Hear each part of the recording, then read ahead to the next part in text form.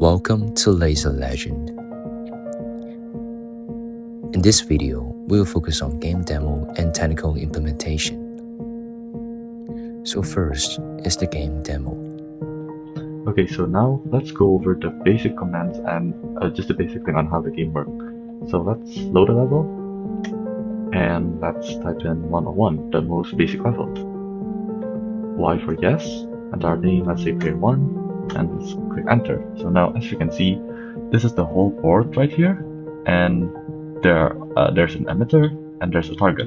So basically the emitter will shoot a laser and we have to deflect it to the mirror to be able to hit this target. Now, what are these hashtags? These hashtags basically is a wall, and if we aim it to this hashtag, it will block the laser. Now, there are some commands here, such as P for place, which is basically used to place a mirror, X, which is basically to remove a mirror, R is to rotate the mirror, and fire is when we're all done and we fire it. There's also reset to clean up the whole board, and there's give up and easy, which is a slightly more complex command, which I'll explain later in the random level. And lastly, quit. Quit is just to exit the game. So now let's give a quick example. Let's say I want to put a mirror. Well, obviously this will shoot horizontally like this, and what we want is for it to go vertically down to the target. So let's place a mirror here, which is on coordinates 0 and 6. Okay, so let's place it. Oh, turns out I did a typo. I placed it here. Okay, so I'm gonna remove it. I'll type the coordinate again on 0, 5. Okay, now I'll place the mirror here. And this last comment here is how we want our mirror to be. And we just click enter, and then okay, now it looks like this. Well, if the mirror is like this, after we shoot the laser, it will go upright.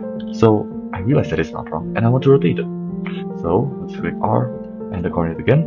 Let's click enter. Now it's already entered like that, and then I can just fire. Before I fire, let me go over what this all means.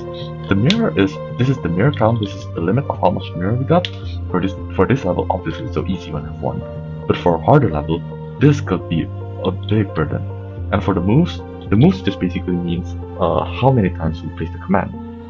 So for example, like earlier this one, we placed 1 on 0 and 5, we removed 0 and 5, and then we placed 1 on 0 and 6, and then we rotated. That's total 4 moves. And right now, let's just fire it to see how it works. Oh, okay, now it hits the target. Now we win. Now, do you want to save the score with just 4 moves? Let's just save it anyways. Score saved. And as you can see, it creates a new txt file, a score txt file, which we'll explore again later. Next one is technical implementation. First, we just import all the library and we just create all the constants for the whole game thing later. And here are some predetermined levels that we create using a dictionary. There's a board and a traps. So the board is for the main, like a wall and target, the traps for the bomb. And then here are all the save things. So what this basically does is this is just to delete a file safely. It creates a temporary copy here and then just delete the other thing. And this is just for like save, so just save it to score.txt, and for level, just saves it to level.txt, and load levels just to load the level. And this is the game function. Clear screen is just to clear screen, create board just to create a dictionary, print board is just to print the whole board, and this is the generate random board. So what this does is we initially create all the board and some invalid placement, and what this does is basically we put the emitter in a place where it won't face the board, so like it's possible, right, of course, and we just create some conditions so that the wall doesn't have emitter, monosplitter, and make sure the monosplitter and targets is correct. And then we just we have like a lot of conditions for the splitters just to make sure it's empty, make sure it's not in front of emitter, and same as well for the target. It's just to make the level possible and make it playable and make it fun, so that the emitter and target are not isolated, and splitter as well, it's not isolated. And yeah, that's it. Just to place walls. And there's also for placing random bomb. It's here. See, but we place it on the same row and column as the target to make it a bit harder. Next is for the fire laser. So how the laser animation works is basically we just move the constants we have above.